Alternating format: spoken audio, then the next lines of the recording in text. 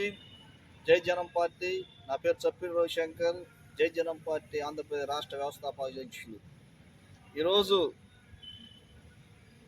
మీ ముందుకు రావడానికి కారణం డాక్టర్ బాబాసాహెబ్ అంబేద్కర్ గారిని డబ్బుతో కొనవచ్చని చెప్పి ఆయన పెట్టిన అంబేద్కర్ విద్యా దివిన పథకాన్ని డబ్బులు ఏ రాజకీయ పార్టీ ఎక్కువ ఇస్తే ఆ రాజకీయ పార్టీ నాయకులు పేరు పెట్టుకోవచ్చు అని చెప్పి మన చూపుడు ప్రభాకరరావు గారు మాట్లాడటం అది ఎంతో దౌర్భాగ్యకర పరిస్థితిలో ఆయన మాట్లాడుతున్నాడు.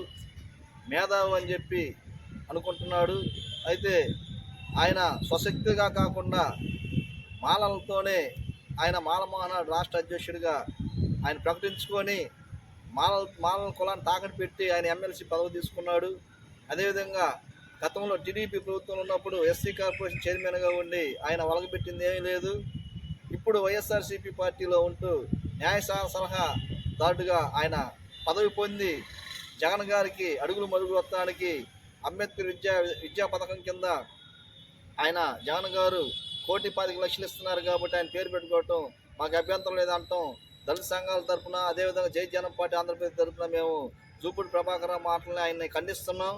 తక్షణమే జూపూడి ప్రభాకరరావు గారు అంబేద్కర్ గారిని అవమానించారు కాబట్టి మీరు కళ్ళబొల్లి మాటలు చెప్పకుండా మీ వీడియోలను పరిశీలన చేసుకొని మీరు ఖచ్చితంగా అంబేద్కర్ గారు క్షమాపణ చెప్పాలని చెప్పేసి మేము డిమాండ్ చేస్తున్నాం.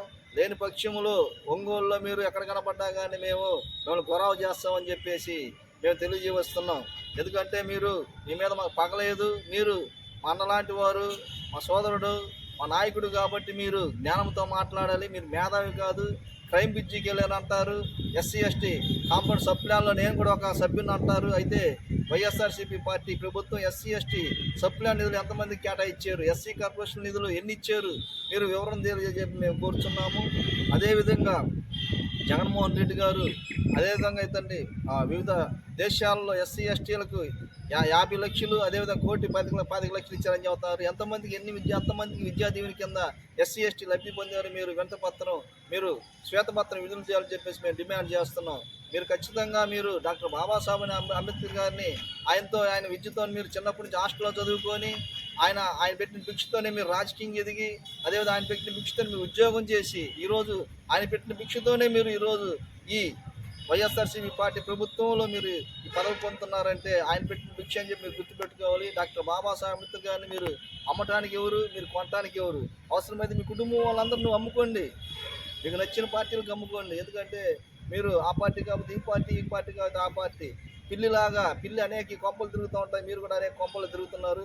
మీకు దమ్ము ధైర్యం ఉంటే మీరు ఈరోజు అంబేద్కర్ గారు పెట్టిన పార్టీలో మీరు చేరండి, మీరు సీఎంగా ఉండడానికి ప్రయత్నించండి.